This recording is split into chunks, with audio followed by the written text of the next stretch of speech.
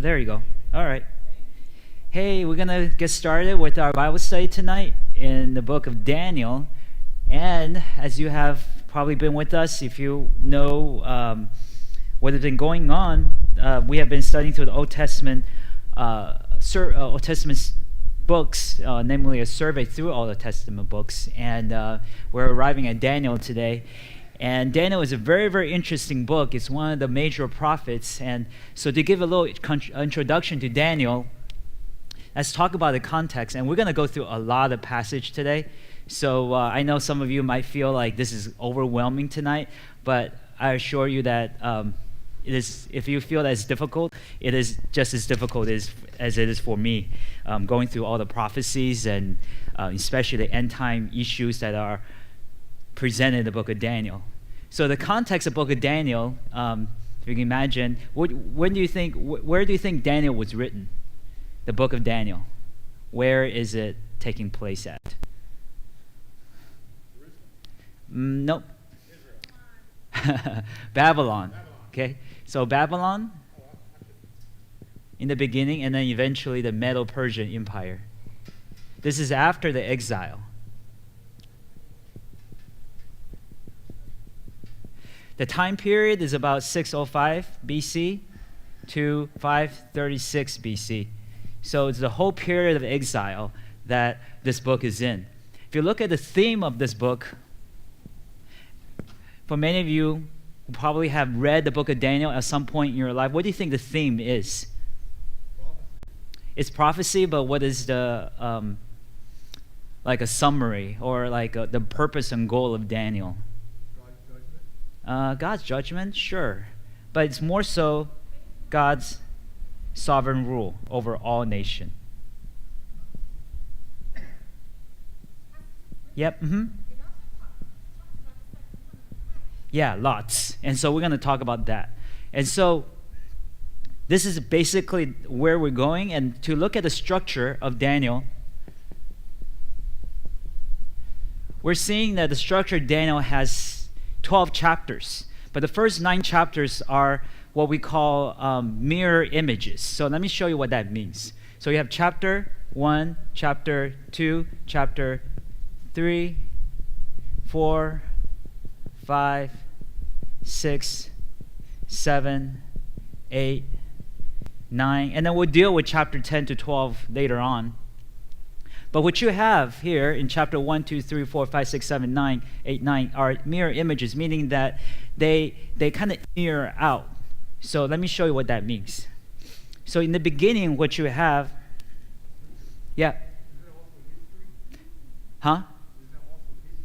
There's history portion in it too, but let me show you how the best way to kind of look through it. So these two are mirror images, and these two are mirror images. These two are mirror images, and these two, actually 7 through 8.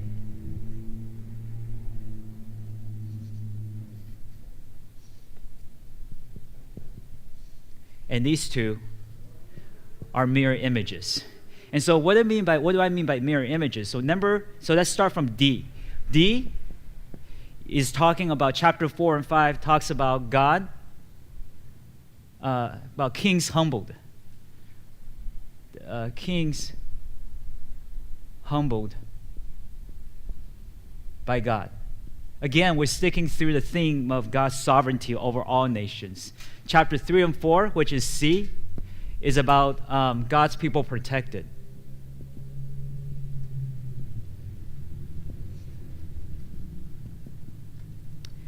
Chapter B, which is chapter 2 and chapter 7 and 8, is empires, I would say humbled or destroyed.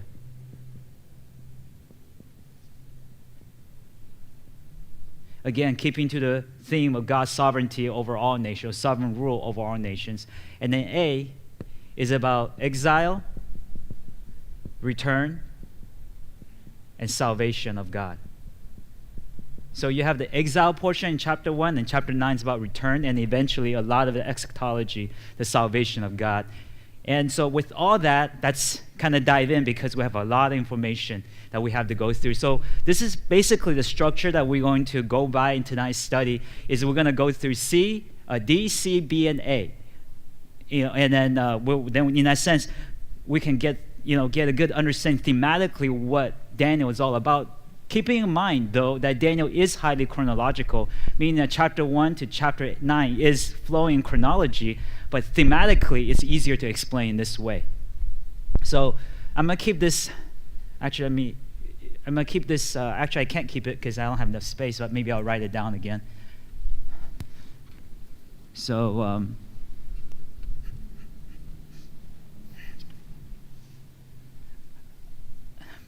but keep that in mind because I'll write it down for us.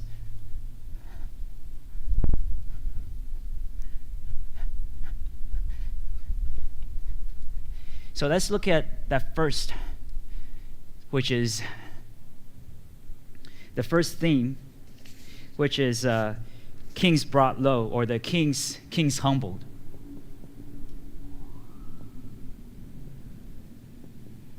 And there are two stories that we can look at in the book of Daniel regarding this.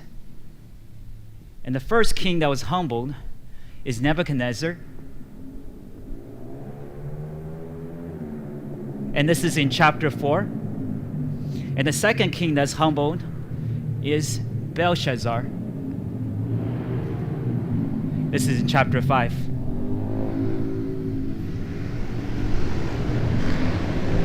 I'll let that pass. So let's look at some of the passages. So two kings are humbled. Daniel,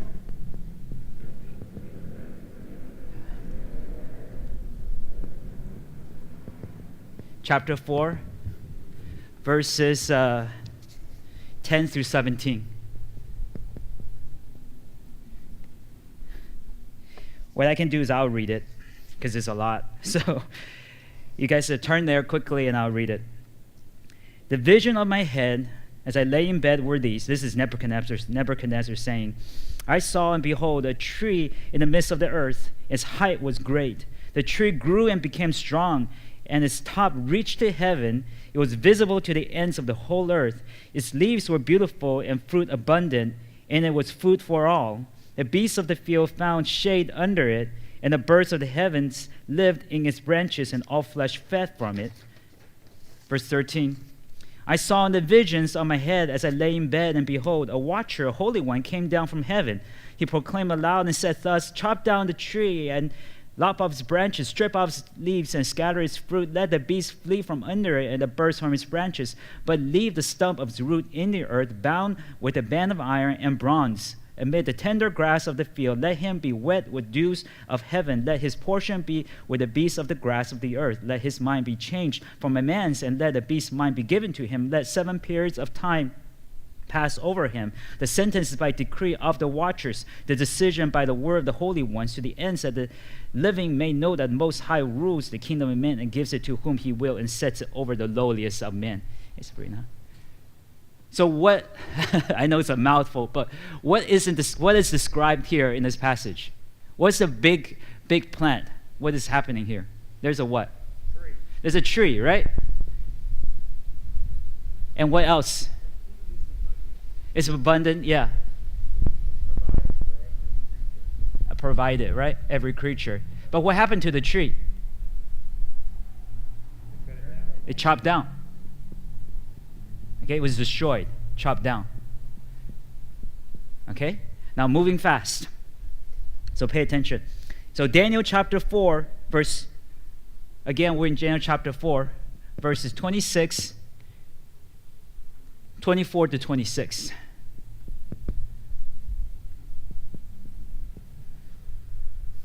I read it? Yeah, go ahead.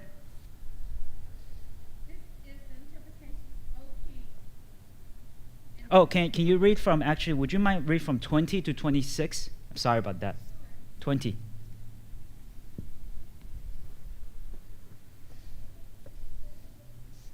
tree that thou sawest, which grew and was strong, whose height reaches unto the heaven,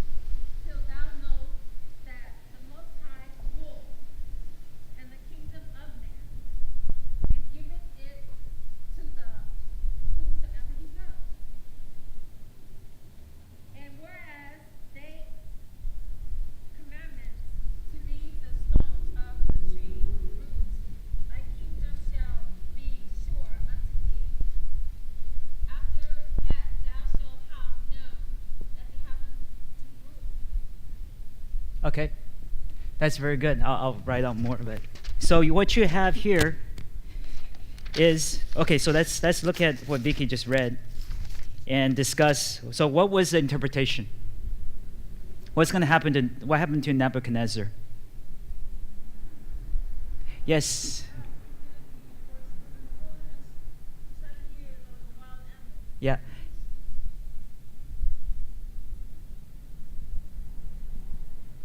It's going to be humbled, okay? It's going to become a beast. And basically that's it, because we have there's a lot to talk about, but basically the theme is that Nebuchadnezzar is going to be humbled, his empire is going to fall, and at least his rulership of it, and he's going to become a beast. But in the end, we're going to read Daniel chapter 4, verse 36, or 34 through 37. I'll read it. Verse 34 says, "At the end of the days, I, Nebuchadnezzar, lifted my eyes to heaven, and my reason returned to me, and I blessed the Most High, and praise and honor him who lives forever, for his dominion is an everlasting dominion. His kingdom endures from generation to generation.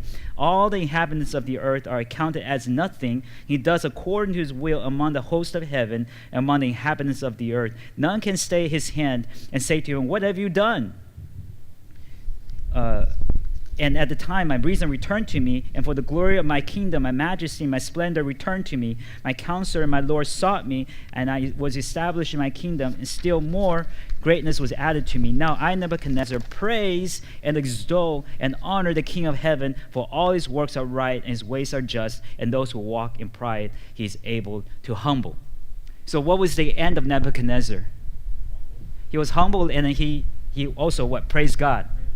Yep. Yeah, realize that God is God. So here's the story of Nebuchadnezzar. Remember the theme or the structure? D is kings humbled, and then C, which is, I'll just write it on top real quick, is empires or God's people protected.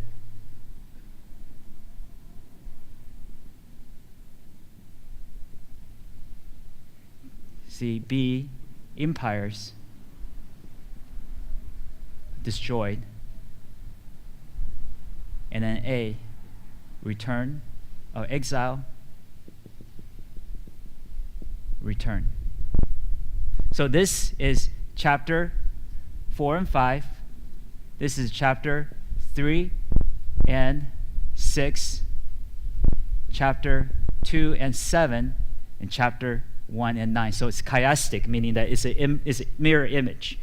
So let's look at chapter 5. Again, we're still in the king's humble, and this is Belshazzar in chapter 5. Let's look at Daniel chapter 5, verses 2 to 5. I'll read this. Chapter 5, verse 2 to 5, it says, "Belshazzar, when he tasted the wine, commanded that the vessels of gold, of silver that Nebuchadnezzar his father had taken out of the temple of Jerusalem be brought, and the king and his lords, his wives, his concubines might drink from them. They brought in the golden vessel that had been taken out of the temple, the house of God in Jerusalem, and the king and his lords, his wives, his concubines drank from them. They drank wine and praised the gods of gold and silver, bronze, iron, wood, and stone. Immediately the fingers of a human hand appeared and wrote on the plaster of the wall of the king's palace, opposite the lampstand. The king saw it, the hand as it wrote." So he was drinking, right? This king, this Belshazzar, which is the king after Nebuchadnezzar, took all the gold and all the vessels from the temple of God, which they had taken from Jerusalem, and began to drink with and eat with it. And all of a sudden, there's a hand that appeared, literally just one hand appeared out of midair and started writing on a wall. Okay, so that's what and then we'll, if you read on, you'll say the judge and then the king got scared. So the king, so first the hand on the wall pronounce judgment. I know I'm going quick, but stop me if you have a question. But I'll ask you guys for your input too. And so the king was scared. So the king called in Daniel, and this is what we read in Daniel chapter 5, verse 26 through 31. And I'll read this. It says, "This is interpretation of the matter. And really the words were, if you read on, it was mene, tekel, and Paris, right? So mene, God has numbered the days of your kingdom and brought it to an end. Tekel, you have been weighed in the balance and found wanting. Paris, your kingdom is divided and given to the Medes and the Persians. Then Belshazzar gave command, and Daniel was clothed with purple. A chain of gold was put on his neck, and proclamations made about him that he should be the third ruler in the kingdom. That very night, Belshazzar, the Chaldean king, was killed, and Darius the Mede received the kingdom, being about 62 years old. So what happened? What happened to Darius? What happened to Belshazzar? Yes. Well, when after he wakes up Daniel, Daniel reads its numbers and he says, I know what time it is. The kingdom has been taken from you and given to others. Right. But Yeah. you did not know the Lord like your father did. Amen. So Belshazzar. Can I say one more thing? And I'll Yeah. shut up? Mm-hmm. I also noticed early in the chapter, we did take the cups, especially from the temple. Mm-hmm. As I recall, closely to the gods of wine, of gold, and silver. Right. That's what. Yeah. These other gods with God's special tools. So Mm-hmm. I'll shut up now. Stop. Yeah. No, that's good. That's a good description of what this is. And so again, you have this theme, right, of Nebuchadnezzar was humbled, gave praise to God. Belshazzar was humble, but in the end, he never came to God. But nevertheless, kings were humbled. So this is chapter 4 and 5. Any questions? Yes. Yeah. It shows you, like, these kings, they control the empire, multiple times, yet God is still showing them I'm in control. Yeah. The only reason why you have this time is because I allowed you to do it. Yeah. Amen. So we're going to look at the next one, which is God's people rescued. And these are the two famous stories that you guys would have heard about in the book of Daniel. In fact, these are the stories that you would read to your children. Namely, Shadrach, Meshach, Abednego, and also Daniel in the lion's den. So you have Shadrach, and remember this is chapter 3 and chapter 6. Shadrach, Meshach, and Abednego. This is in chapter 3. And then you have Daniel in the lion's den. This is in chapter 6.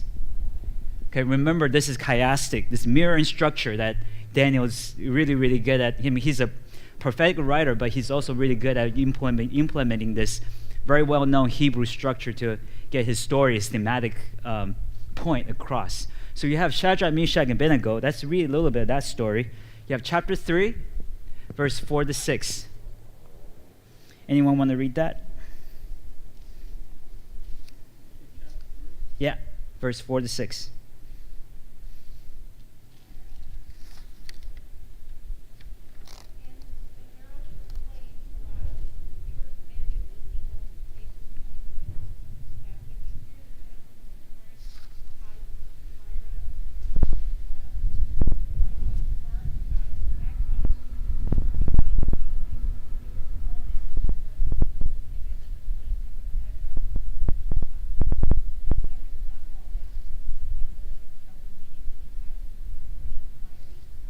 Great. So what was the edict?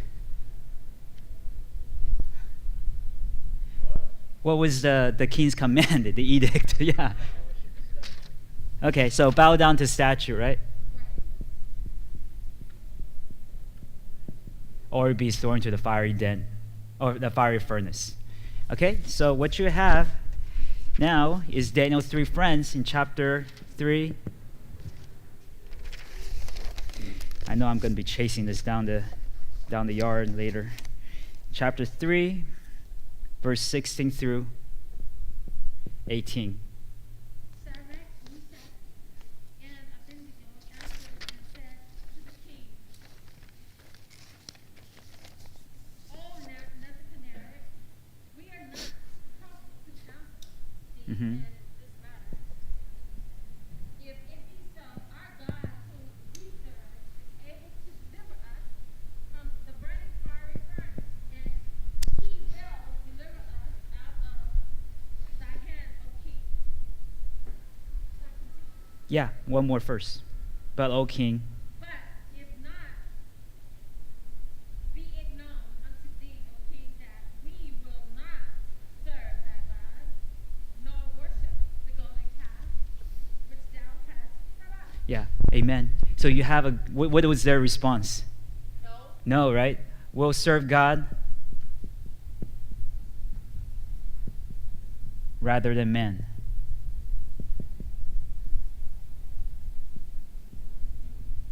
And then I'll read this this part, chapter 3, 24 to 30.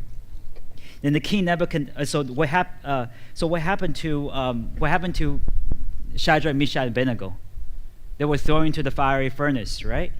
And what happened to them? What happened was they was gone into the fiery furnace and they turned the heat up very, very high. Yeah, But while they was in the fiery furnace, everybody looked and they observed a fourth person inside Yeah. the fiery furnace. great. So let's read this and we'll see this. In verse 24, then the king Nebuchadnezzar was astonished and rose up in haste. He declared to his counselors, "Did we not cast 3 men bound into the fire?" They answered and said to the king, "True, O king." He answered and said, "But I see 4 men unbound, walking in the midst of the fire, and they're not hurt. And the appearance of the fourth is like the son of the gods." And Nebuchadnezzar came near to the door of the fiery burning furnace, and he declared, "Shadrach, Meshach, and Abednego, servants of the Most High God, come out and come here." And Shadrach, Meshach, and Abednego came out from the fire, and the satraps and prefects and governors and the king's counselors gathered together and saw the fire had not had any power of the bodies of those men. The hairs of their heads were not singed. Smell of fire has come upon them. Nebuchadnezzar answered and said, "Blessed be the God of Shadrach, Meshach, and Abednego, who has sent his angel and delivered his servants who trusted him, set aside the king's command, and yielded up their bodies rather than to serve and worship any god except their own God. Therefore, I make a decree: any people, nations, or language that speaks anything against the God of Shadrach, Meshach, and Abednego shall be torn limb from limb, and their house laid in ruins. For there is no other God who is able to rescue in this way." And the king promoted Shadrach, Meshach, and Abednego in the province of Babylon. Wow, right? It's like, so what ends up happening? God protect his people, right? And what happened to Nebuchadnezzar? Yeah. Yeah, the king gave God glory. Great. So you have, again, chapter 3, a mirror image in chapter 6, Daniel in the lion's den. Let's look at chapter 6, verses 6 through 7. Verse 6 through 7, I'll read it. Then these high officials and satraps came by agreement to the king and said to him, this is years later now, this is in the time of Persia and the Medes, said, "O King Darius, live forever. All the high officials of the kingdom, the prefects and the satraps, the counselors and governors all agree that king should establish an ordinance that enforce an injunction that whoever makes petition to any god or man for 30 days except to you, O king, shall be cast in a den of lions." So what was this law? Yeah, can't pray to nobody or can't pray to anybody, anyone, except the king. And what happens to the person that disobeyed this law? Okay, throw in the lion's den. Huh? A cat, what? The catnip, yeah, catnip, yeah. And so Daniel, of course, he went ahead and prayed anyways, right? So the story goes on, and the king regretted the decision because now all the people who were jealous of him, namely the other rulers, have a reason now to go tell to the king, "Hey, Daniel had disobeyed the law." So the king had say, "Oh, I guess he has to be thrown in the lion's den," and the king regretted it. But this is what happens. Chapter 6, verse 21 to 27. I'll read this. And Daniel said to the king, "O king, live forever. My God sends the angel and shut the lion's mouth, and they have not harmed me because I was found blameless before him and also before you. O king, I have done no harm." The king was exceedingly glad and commanded that Daniel be taken out of the den. So Daniel was taken up out of the den, and no kind of harm was found on him because he had trusted in his God. And the king commanded that those men who maliciously accused Daniel be brought and cast into the den of lions, they and their children and their wives, and before they reached the bottom of the den, the lions overpowered them and broke all their bones in pieces.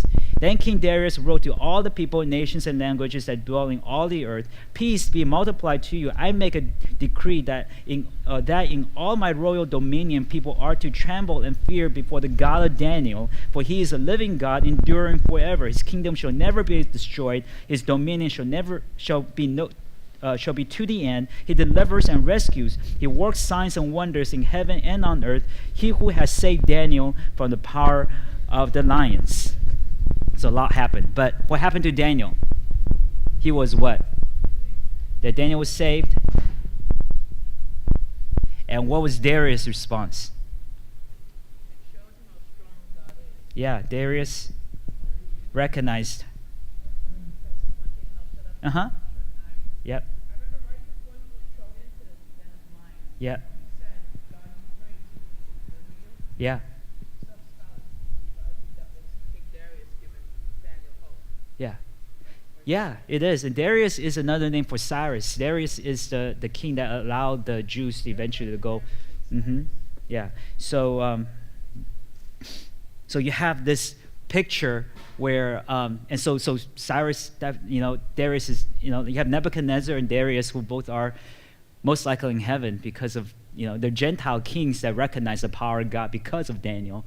And so so here you have Darius, and so you have both Darius and story of Nebuchadnezzar and Darius coming to give praise to God because God's people were protected. So again, chapter 3 and chapter 6. Now we move to the next portion, which is chapter 2 and chapter 7, empires destroyed. And this is where we're going to get in some prophetic goodies.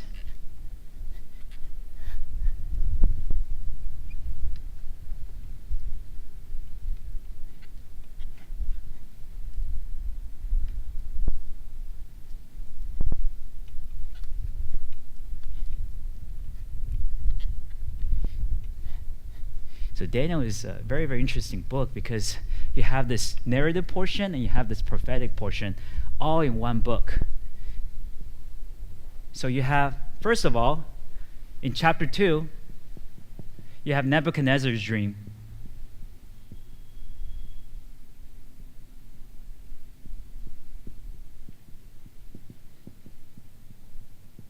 And then in chapter 7 and 8, you have Daniel's vision. So this is going to be a lot of craziness, but let me just read it, and then you guys we'll talk about it. So let's look at Daniel chapter 2, verse 31 to 35. I'll read it, and we can talk. Verse 31, it says, and this is Nebuchadnezzar's dream. You saw, O king, behold, a great image. This image, mighty and exceedingly bright, stood before you, and its appearance was frightening. The head of this image was fine gold, its chest and arms of silver, its middle and thighs of bronze, its legs of iron, its feet partly of iron, partly of clay. As you looked, a stone was cut out by no human hand and struck the image on its feet of iron and clay and broke them in pieces. Then the iron, the clay, the bronze, and the silver, and the gold all together were broken in pieces and became like the chaff of the summer threshing floor. And would carry them away so that not a trace of them couldn't be found, but the stone that struck the image became a great mountain that filled the whole earth. Interesting, huh? So what elements do you see here? There's a statue, right? What's the statue composed of? Okay, let's say 4, okay? What's the first one? Gold. What was the gold of? No. What is in the statue? The head, okay? What's the second one? Silver of what? Chest, arms. Third one? Huh? Bronze. And what's this? Legs. Okay? Oh wait, yeah, no, you're right. Belly, yeah. So middle and front thighs, yeah. So you have the chest and then you have the belly, thighs. Yeah. And then what you have is, what's the last one? Iron for the legs. Iron for legs and toes, and then clay. So there's actually 5 parts. You have iron plus clay for the feet. Huh? The image what? Yeah. The head was gold. Yeah, head is gold. Yeah. So, yes. Now, when you hear word loins is considered the belly and the groins, right? The middle and the thighs is the bronze, so I would imagine that would be the middle, like the waist area. When you hear the word loins, that's what it's talking about. Yeah, I think the loins will be like here. Yeah, groin area. Yeah. Yes. So, Big stone came and knocked the statue over. yeah, and then so you had lastly you have a big stone that came, right? Stone that came and destroyed everything.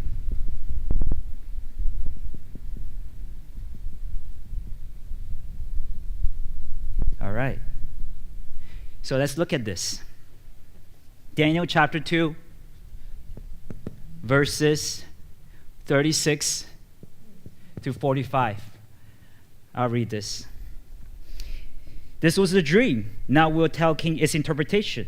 You, O King, the King of kings, to whom God of heaven has given all the kingdoms, the power and the might and the glory, and in whose hand he has given, wherever they dwell, children of men, and the beasts of the field, and the birds of heaven, making you rule over them all. You are the head of gold. Okay? Another kingdom inferior to you shall arise after you, and yet a third kingdom of bronze, which shall rule over all the earth.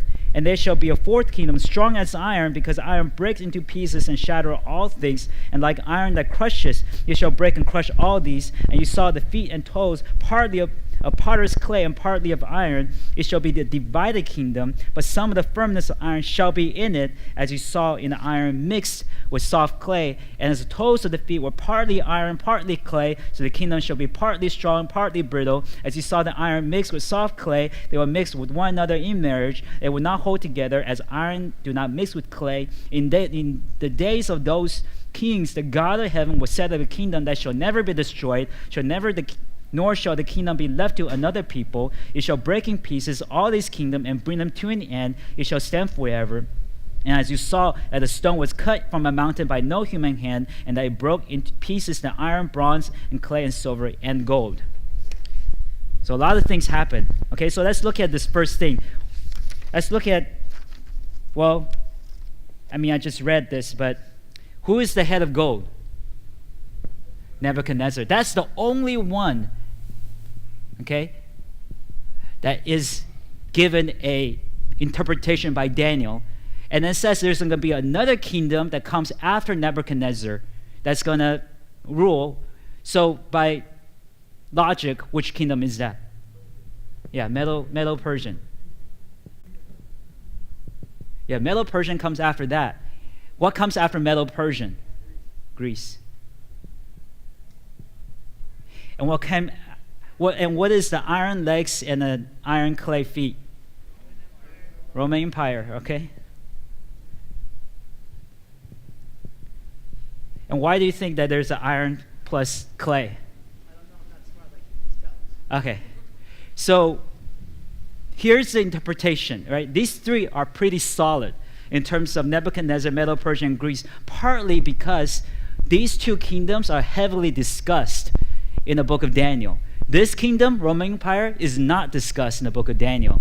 So this kingdom right here has a merit of, hey, we believe it's iron, and some theologian would say, it's because it's strong and it destroyed all this kingdom, it overcame them, because it was the kingdom that came after the Grecian kingdom. And then they would say, well, iron plus clay, that's kind of like the divided Roman Empire. So you have the east side and the western side. Okay?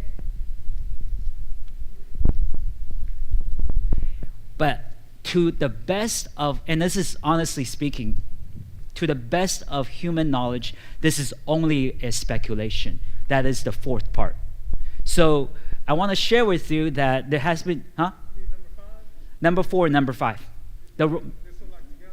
Yeah, so the Roman Empire eventually becomes a divided, so the iron legs, it kind of just eventually kind of breaks up into two parts, iron and clay. First Right. Revive Roman Empire. There's other aspects of it which you will see later on in Daniel's vision, which is the four beasts, and then it's mixed together. But we'll talk more. So I want to share with you that there is discussion now in some theologians, especially after the in discussion what this empire can be, and some discussion has been made by many well-known theologians that this is actually not the Roman Empire. And just a guess, this is really established by this guy whose name is I'll read it down to you. His name is Joe Richardson, and he wrote a book called The Mideast Beast, and it's very, very scholarly. And he argues that the fourth and the fifth empire is actually the Islamic Caliphate. And this is a good argument, because it also carries this portion. So there's a couple of good arguments, right? So the Roman Empire can be the fourth empire because, or it could possibly be because of chronology, comes right after Grecian Empire. But one thing that goes against it being the Roman Empire is that it never truly attacked the areas of Middle East. And so Roman Empire is in the European area. All these areas are in the Middle East area. So it really only took over 1/3 of everything here. But if you talk about the Islamic Caliphate, they really did take over everything here, you know. And also there is an iron clay portion of the Islamic Caliphate in the Sunni and the Shia tribes. And so in a sense that there is that iron clay element in the Sunni and Shia where they do not mix in that sense. And also there is no interest to revive the Roman Empire, but there's a heavy, heavy interest to revive the Islamic Caliphate. So this is one of the arguments for Islamic Caliphate because of what they did after Muhammad, after 600 AD. They really did take over all these things, all the nations involved here. Also, the argument is that in Obadiah and the other passages, if you can grab that for me. Oh man, that's so funny. It's like flying. In Obadiah and other books, what it talks about is how Edom and Egypt and Assyria and all these nations will be judged, but then they will come back to God. And so you have all these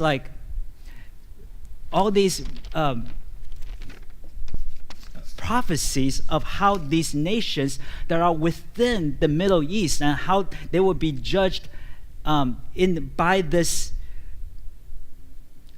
they will be judged in this fight, right? In this fight against the Antichrist that's composed of the fourth and fifth empire, but judged by God that comes, and eventually they will come back into the millennial kingdom. And so that really, really is a good argument because Moab and all these other nations are not within the Roman Empire in the location. Yeah. Now, when you look at encyclopedia, you can trace through secular history all four of those empires, right? Yeah, you can. Yeah. So you can look at the maps and all that stuff. So that's really, really interesting. So with that, that's just a dream, okay? And we'll look at Daniel's vision. This is get even crazier. Daniel chapter 7, verse 2 to 7. So I'll read this.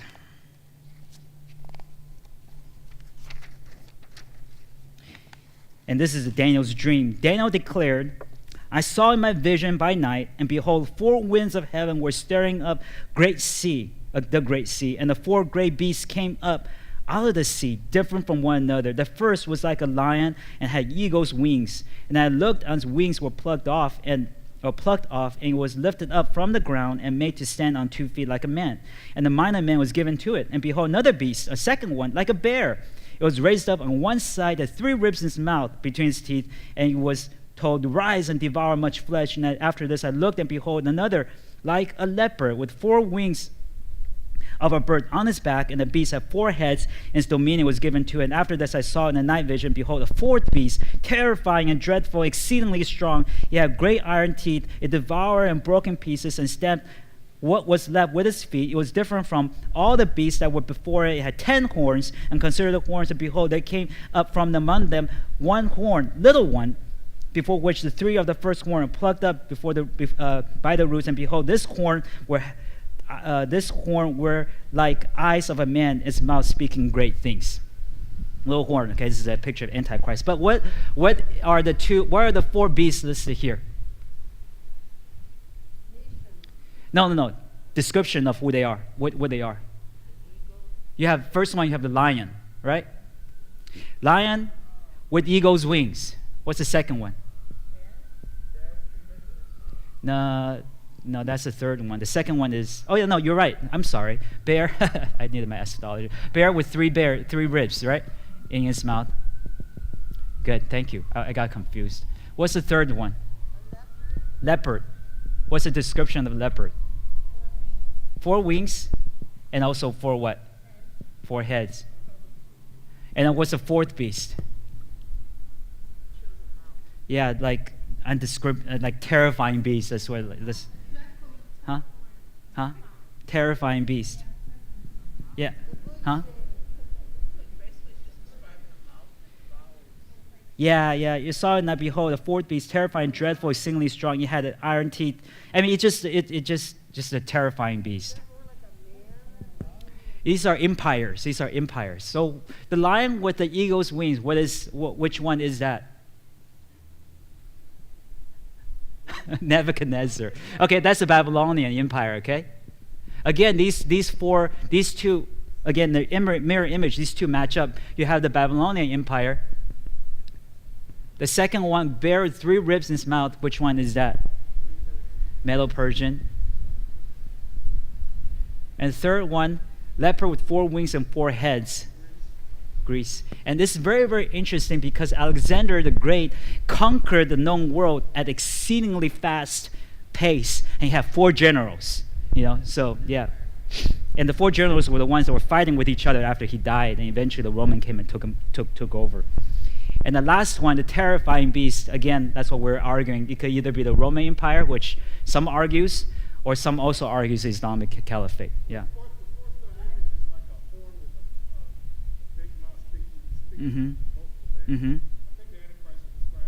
Right. So the Antichrist comes from this. So the idea is the Antichrist comes from either a revived Roman Empire, and this is what I argue. If you guys haven't been here, a revived Islamic Caliphate. This is because there's a strong interest to revive this, but there is not a strong interest to revive a Roman Empire. Nobody cares about that. But a very, very strong interest to revive the caliphate, and there is also an element of clay and iron in the Sunni and the Shia tribes. So you have the Sunni. I think one is 15%, the other one is 85%, but they both are fighting against each other. And the reason why they fight is why? Because they can't decide who should be the caliphate, So that's the reason why they're fighting. It may be a different situation once the tribulation begins. Yeah. So the Islamic Caliphate is going to be the guy is going to get. If that Islamic Caliphate is true, then the Antichrist will be able to be the one that both the Sunni and the Shia tribes agrees on. So the Imad, yeah. I don't know. There are some. Yes, I have to get back to you on that. Yeah. So the prophet that is the likeness of Christ, the Messiah for the Islamic religion. Yeah. Yeah. So I'm gonna move fast because I have so much more, So, and then so you have that, and then Daniel chapter 7. So, verse 9 through 14. This is what happens after this whole thing, right? So again, this is a very, very brief overview. And then in chapter 7, 9 through 14 says, "As I looked, thrones were placed, and the Ancient of Days took a seat. His clothing was white as snow, and the hair of the head like pure wool. His throne was fiery flames. The wheels burning fire, streams of fire issued and came out from before him. Thousands thousand served him, and 10,000 times 10,000 stood before him. The court sat in judgment. The books were open. I looked, then because the sound of the great words of the horn was speaking, and I looked, the beast was killed, his body thrown or destroyed, and given over to be burned with fire. As for the rest of the beasts, their dominion was taken away, but their lives were prolonged for a season and a time. I saw in the night visions, behold, the clouds of heaven, there came like a son of man, and he came to the Ancient of Days, were presented before him, and to him was given dominion and glory and the kingdom, that all people, nations, and languages shall serve him. His dominion is an everlasting dominion which shall never pass away. His kingdom one that shall not be destroyed. So that's the end, right? After all this. So what's the story? What's going to happen in the end after all this fight? Yeah, Jesus takes over, right? And this is seen in Mark chapter 14, verses 61 through 62. I'll read this because when Jesus was standing in front of Caiaphas, and Caiaphas was asking, "Are you the Christ?" This is Jesus' answer. He said, but he remained silent and made no answer. And again, the high priest asked him, "Are you the Christ, the Son of the Blessed?" And Jesus said, "I am. And you will see the Son of Man seated at the right hand of power, coming with clouds of heaven." He's claiming himself to be the Son of Man, coming with the clouds of heaven. He's claiming to be this guy right here, the Son of Man that appeared before the Ancient of Days. So he is the Christ of Daniel. Or the Christ, Jesus is the Christ of Daniel, or the Son of Man of Daniel. So this, yeah. Yeah, I said the same words, yeah. He said, I'm the Son of Man. The Son of Man was in front of the Pharisees. That's exactly it. So again, you have this, a big picture, and then, so if you guys want to know, Daniel, so you have Daniel chapter 7 and 8. Again, continuing Daniel's vision, you have Daniel, just real briefly, Daniel chapter 8. That's talking about a vision between the fight of between Persia and Greece. Battle between Persia and Greece. So you have in this particular vision, you have the ram and the goat, which is representing either country. And then, so we're here, right? Empires destroyed, chapter 1, chapter 2, and also chapter 7 and 8. Now we'll go to the next one, which is the exile and the return. Some of you might be more interested in this one now. It just gets even more fun. Because this is where we talk about the tribute, well, sort of the 70 weeks of Daniel. It's like, what is that? It sounds so cool, but we'll talk about it. We're gonna go chapter 1 and chapter 9. So again, this is the mirror image, okay?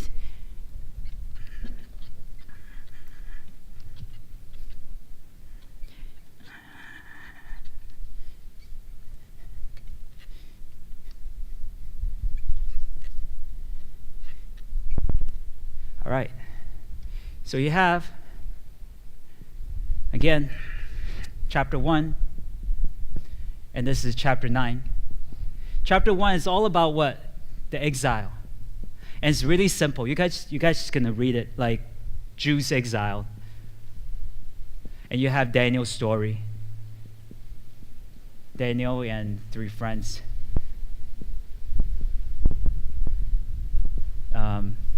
Entering the Babylonian court.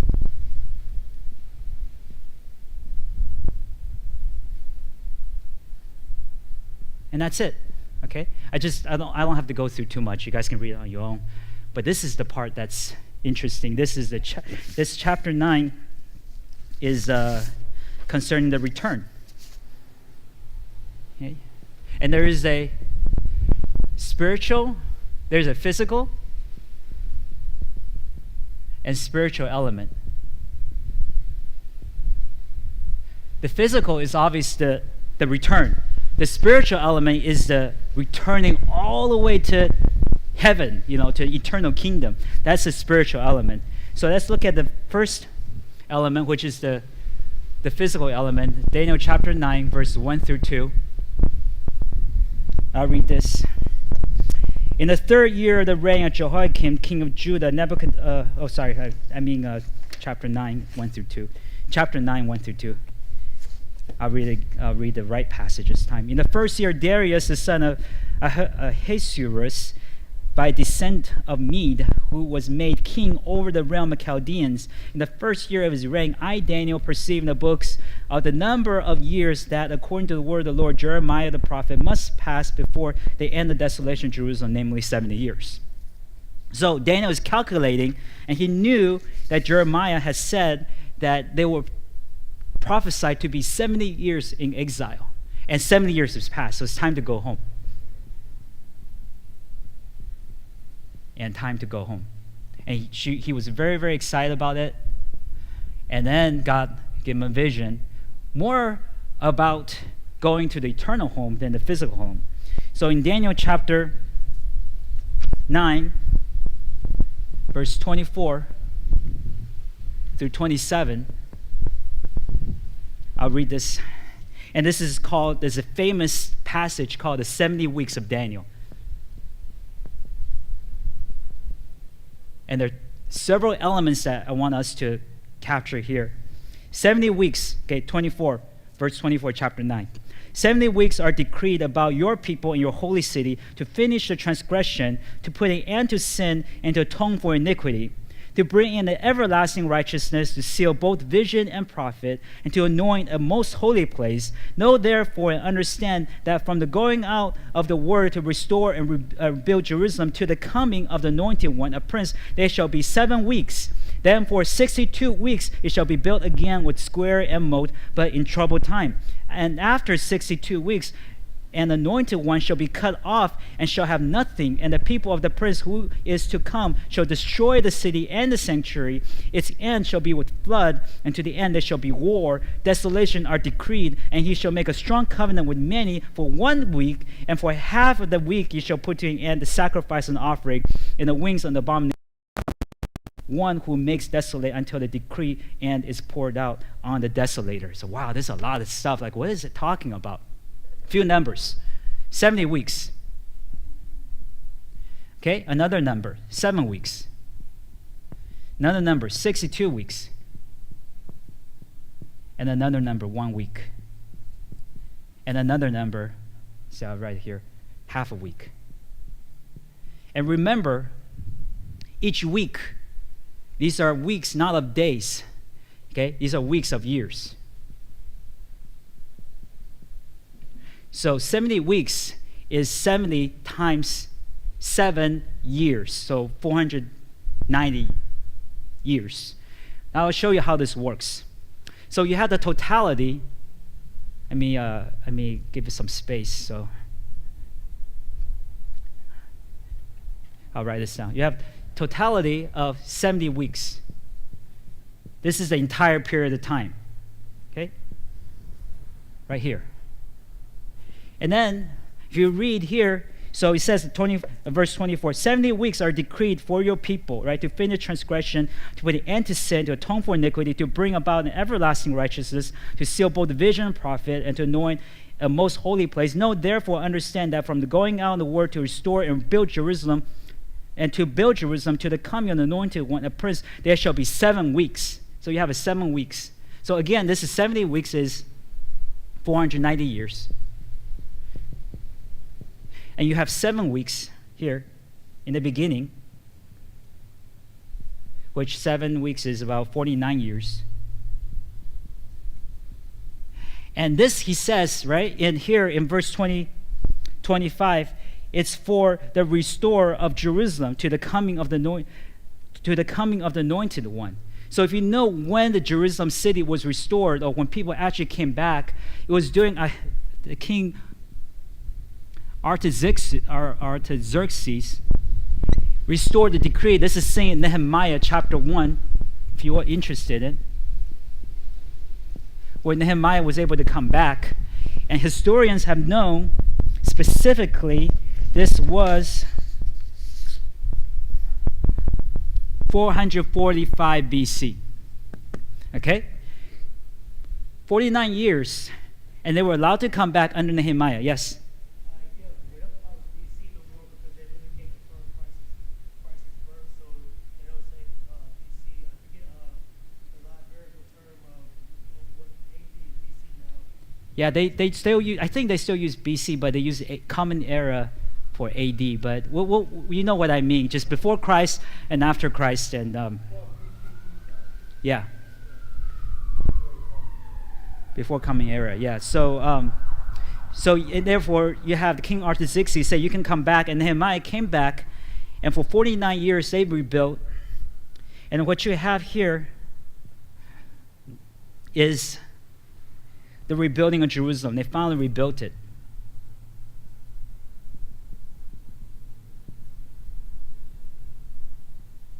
And then you have another, which is 62 weeks, which together you will compose to be about, I don't have my math with me, but 62 weeks actually, no, it's 434 years. So with 7 weeks plus 62 weeks, which together is 400, I want to say it's, can you do the math for me? 49 plus 434 is what?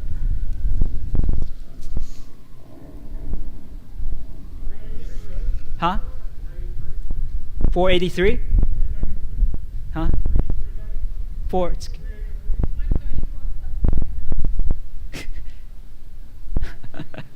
So 4. Let me just do it real quick. Yeah, 83. Yeah, 483. Sorry about that. I should have written in my notes. 483 years. Guess what happened right here? From 445 BC to 483 years in this period of time. And no, not fall of Rome. The 9th day of the month of Nisan at 30 AD is what? The triumphal entry.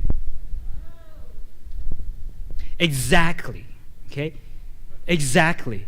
So you have a prophecy that tells you exactly that this is what's going to happen at the end of 62 weeks. And then it says here, after, in verse 26, remember back in Daniel, verse 26, after 62 weeks, the anointed one shall be cut off, and they shall have nothing, and the people, the prince who is to come, shall destroy the city and the sanctuary, and shall come with a flood, and the end there shall be war, desolation, and decree.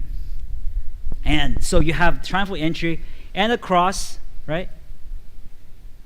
And then after this, there's going to be war and all this stuff happening, so there's a gap. And after that, there's going to be 1 week. 7 years. Okay? And so what you have also in verse 27, and he shall make, that is the Antichrist, shall make a strong covenant with many for 1 week, and for half the week he shall put an end to sacrifice and offering. So here you have 3.5 years and 3.5 years. And this is when the sacrifices stop. So it tells us a lot here. So it tells us that the sacrifices are going to be reinstituted for 3.5 years in that first 7 years. In that 7 years, when the Antichrist makes a contract or a covenant with Israel, and many of you might say, who is the Antichrist? And the Antichrist is someone Antichrist is Satan.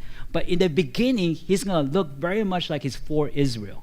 Okay? I mean, he's going to be completely for Israel. And so when you think, he's going to be against, no, he's going to be for Israel. It's only until it's too late that we find out that he's not.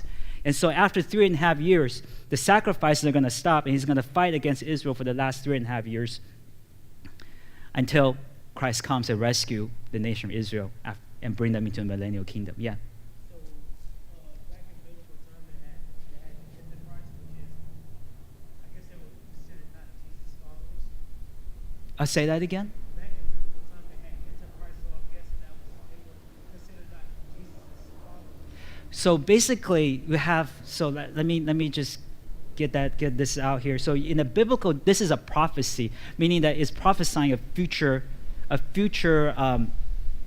Antichrist, a future leader that's going to be ruling over all the world, and it's going to, and we know that he's Antichrist because a lot of the same language is used also in the book of Revelation, so they really, really do match up.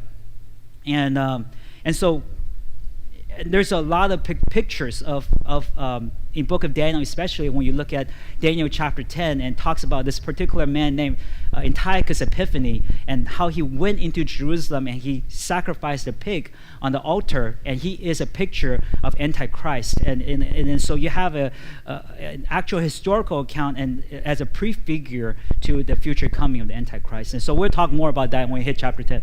That's a Christian temple like the Antichrist will. Right, yeah. So in the same way, yeah. Huh? Sorry? Right. Yeah. Yeah, so basically, you should sacrifice animals. And so what the Jews are going to do is that you can see right now, there's a good effort from the nation of Israel to rebuild the temple and also to reinstitute the sacrificial system. Now, this is coming from the unbelieving nation. So they're going to stay unbelieving until the end of the tribulation. So the unbelieving nation right now, nation of Israel, are trying to rebuild the third temple so that they can reinstitute the sacrifices. And the Antichrist initially are going to be for them, meaning that for F-O-R, be for them, like now, be with them, and then until he stops in at the end of 3.5 years. So you have, again, this. I can't see you. Sorry, you have a big light. Yeah. I can see a movie over there. Yeah. I was going to say, well, not really. The Antichrist isn't Satan himself, but Satan gives him the power. That's what I read. You know what? I have to get back to you on that. Yeah. So you have, when we study the book of Revelation, we'll be more clear about that. So you have, yeah. Thanks for bringing that up. I'll make corrections if I need to. Yeah. Just because this got me thinking about one of the stories in the Bible. I forget what it, I forget who it is, but I know it's like when he takes his son, like he ends up killing his son as a sacrifice or something. It was in the wars. Yeah, that's Abraham. Yeah, so you have an example of Abraham, who is a prefigure of what Jesus will be as he sacrificed. But he wasn't, like when God sacrificed his son. Yeah. I just want to make a comment. So the Old Testament talks more about Christ, and that's really amazing. Yeah. The book of Daniel is pretty amazing, and reading through it is one big intellectual exercise even. But you can also bring us to worship because of how impactful it is for us. So we're at chapter 1, chapter 9 again, the exile and the return, meaning that in the end God's going to win. Okay, so we talked about that. Jesus is going to win at the end. And then so you wonder, I know I just have 3 more chapters, and so we'll just close off here. We'll close off after I talk about chapter 10 to chapter 12, and it's real quick. So you wonder what happens. So Daniel has 12 chapters, right? So what's happened in chapter 10? So chapter 10 and through chapter 12 is just future events. So in chapter 10, what you have is the what you have in chapter 10 is the urgency of the message, meaning that there's an angel that came to speak with Daniel, and then he had to go against the prince of Persia. It's not a video game. He's an actual demonic ruler, and was able to come and give Daniel this vision after Michael, the archangel, had helped him, because he was stuck there for a period of time until Michael, the archangel, was able to help him, relieve him of this spiritual warfare that was involved in this particular angel that was able to give all the prophecies that which you will see in 10 to chapter 12. And then eventually the angel told Daniel this message. And what we see in Daniel chapter, in the message will include Daniel chapter 11, which is the fight between the 4 generals of Alexander the Great. And the battle, meaning that the actual movement of the armies, if you ever read Daniel chapter 11, is so accurate, so historically accurate in terms of these 4 generals that were fighting with each other, that many people have thought that Daniel cannot be written before that actually happened. It was so accurate that many thought that Daniel must have 2 different authors, one that wrote before Daniel chapter 10 and one that wrote after. But we know that God knows the future, so therefore this Daniel chapter 11 is actually a profound argument for the authenticity and also the truthfulness of, or the actually really the proof that God actually wrote the word, because nobody would know these things unless it was God himself. The 4 generals, yeah. The 4 generals under Alexander the Great, that after Alexander the Great passed away, 4 generals that were fighting. And this is just the armies that were, the movement of the armies that were described in Daniel chapter 11. So take a look at it. And so what you have in verse 2 through 35 is the 4 generals.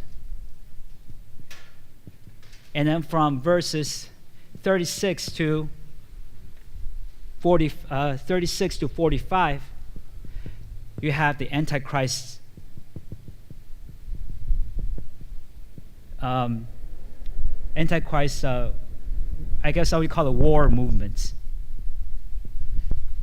So again, Daniel make this transition between what happened in those days historically to a future preview what the Antichrist will do in that region of Middle East, where you'll be fighting against the Northern Africa, and you can read through it. There's a battle movement until the Antichrist is able to conquer the entire region and destroy all that goes against them, and he's going to take complete rule of that place. And this is described in Daniel chapter 11, verse 36 to 45.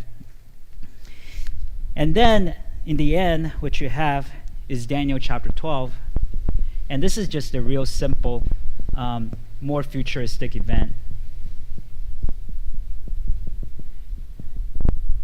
And especially in the end, it talks about, just to give a conclusion. So in Daniel chapter 12, verses 11 through 12, and it gives kind of a great hope for us. It says, verse 11, Daniel chapter 12, and from the time the regular burnt offering is taken away, and the abomination that makes it desolate is set up, there shall be 1,290 days. Blessed is he who waits and arrives at the 1,335 days. So it's like, what does that really mean? So you have 1,290 days, that's 3.5 years. And so what's going to happen is, remember the chart, you have 7 years, and this is the abomination of desolation, right? This is when the sacrifices stop. And this is 129 years. And so God is saying, hey, if you make it through the 1,290 years, you're blessed, right? If you make it through, but in the end, it's like, hey, there's another 45, days. Another 45 days till 1,335 days.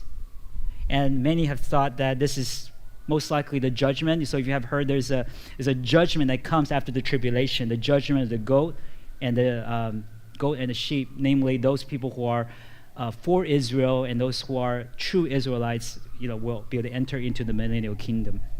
So there's a period of time when God sorts things out. But blessed are you when you can make it all the way through the 1,335 days. And this is how Daniel closed. So there's more futuristic events just to give us hope, for at least for for the for what happened in the future. And I know that for us it's kind of like interesting, but for people who are actually living through the period of tribulation, there's going to be actually a great hope for them, because they're going to be really, really looking forward to the days of this to come to an end. In fact, they're going to be waiting each day. It's like, oh, the Antichrist is persecuting us, and they're going to be suffering each day, and they're waiting for each moment to pass. And that's why it's so important that Daniel writes it down for us like this. Any thoughts and questions? I know I just read through a lot. Yeah.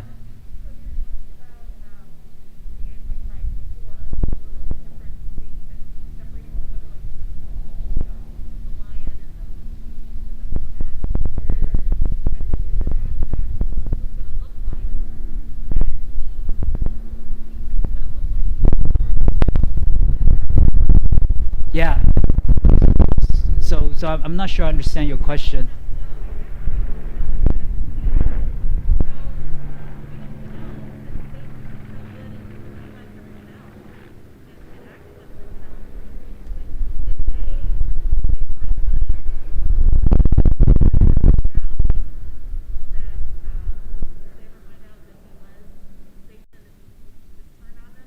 Oh, during the tribulation they will. Yeah, that's the one they will find out. Yeah.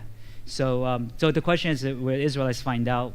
And we'll answer. We'll talk more after we close off. Israelites find out the Antichrist is the Antichrist. Yeah, after the tribulation, after that 3.5 years in the tribulation, that will be made very, very clear, because he will be against them. Yeah. So that's it. Again, thanks for coming to our Bible study tonight. I'll pray.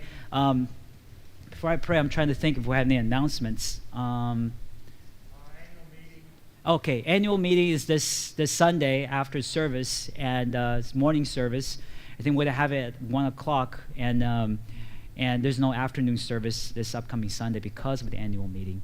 So, and then I think that's the only announcement I have.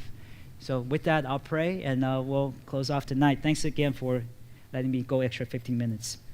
Our Father, we thank you for this time that we get to partake in your word and the prophetic portion of your word, and it's very, very interesting for us. Help us, Lord, to really be drawn to worship as a result. In the end, I think Daniel is telling us that you are the sovereign ruler of all, and that we're to worship you. No matter what happens, you're going to win at the end. And so we thank you that you are the promised king, and that this promised king, which is you, that you're going to reign over all the earth, and we with you. We thank you in Jesus' name. Amen.